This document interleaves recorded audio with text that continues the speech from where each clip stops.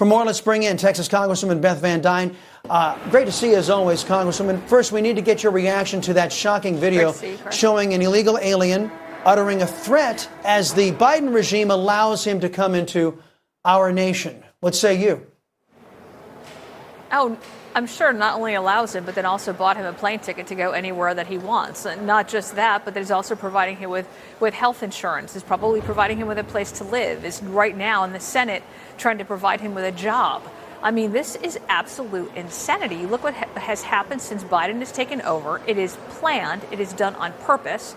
They know all of the tools that were working because they were working under the previous administration, which, by the way, was getting less funding for Homeland Security. So the idea that Biden somehow has to request all sorts of additional dollars to do their job is just not correct. They took the tools off the toolbox that were working, and they've done it on purpose. And as a result, we've had over 10 million people enter our country illegally. We've had over 100,000 people killed as a result of fentanyl, which is illegally entering our country from the southern border. Well, speaking of the Senate, your colleague, Congresswoman Marjorie Taylor Greene, just said GOP senators backing the reported amnesty bill in the Senate are, quote, willing to be traitors to our country. Now, if details about this bill are as they've been reported, I've stated that this is tantamount to Obamacare for the border with the Republican label on it. If this bill is as reported and the Senate GOP pushes it through, how do you think your caucus, Congresswoman, is going to react? Will they accept the new anti-conservative, anti-lawful actions as the new GOP standard laid down by Mitch McConnell? Or will those left-wing Republicans get the George Santos treatments from conservative Republicans in their party? Look, we had our GOP conference this morning, and I was very proud of Speaker Johnson because he said this bill is dead on arrival, and it's dead on arrival for a number of reasons. One, the fact that we are allowing, what the Senate bill wants to do is allow 5,000 illegal immigrants to enter our country every day before they actually shut down the border. Do the math. That's almost 2 million people a year. What they're trying to do is normalize these outrageous numbers. The second thing that it wants to do is actually have people be able to get jobs once they are here illegally. If you don't think that that's going to just open up an entire vacuum of people coming across our borders, you're crazy. So, yeah, I would say that right now the conversations that we have had within the House GOP have been very strongly against this action. We have a bill in H.R. 2 that would be one of the strongest border bills that we have had, Secure the Border Act. We are encouraging the Senate to pass that bill and stop the madness. This is not rocket science. The number one thing that they could enact right now would be the Remain in Mexico policy. Under the Trump administration, they secured the border.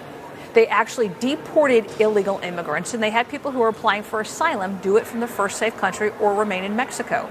When we were down there just a few weeks ago, the Border Patrol was very clear in saying if you just enacted that one policy, that could stop 70 or 80% of the flow that we see through here now.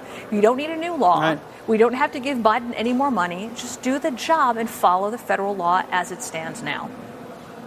Right, and as you know, 90% of those coming across don't even qualify for asylum, but that's the mechanism that Joe Biden and the Democrats are using, and Senate Republicans, let's be honest, are using to victimize our country. Meantime, a House committee has voted to advance articles of impeachment against Alejandro Mayorkas, but already some Republicans who voted down the last impeachment effort, like California Congressman Tom McClintock, are refusing to commit to a yes vote on the upcoming measure, claiming this isn't the way to handle a lawless regime. And you know the House can't afford, Congresswoman, to lose a single vote. That's how thin your majority is. What is your response to Republicans who seem perfectly willing to let Democrats victimize their own voters with no recourse other than elections? Well, doesn't there need to be some sort of standard between elections? McClintock's comments were basically, I want to hear what the charges are before making a decision, which, you got to respect. But I think if you watched the hearing today, the Homeland Security hearing, and you saw, the comments and the plot that was laid out with facts, thankful to Chairman Mark Green for doing that, it is very clear that you have no choice but to impeach Mayorkas. He has directed border agents not to enforce the law, in fact, to ignore federal law and not to deport illegal immigrants, not to secure the border. He has lied to Congress. I think Congressman Green and the Homeland Security team did a very good job of outlining exactly what the issues were against Mayorkas. And as a result, I think you're going to see that impeachment vote happen. I think you're going to see it pass, at least out of the House. Well, national security experts tell us it's not a matter of if, but when this country suffers a terrorist attack because of these open borders. I just hope somebody on Capitol Hill is keeping Mayorkas' phone number around so we can dial him up when that happens. Congresswoman Beth Van Duyne, thank you very much. Appreciate the time.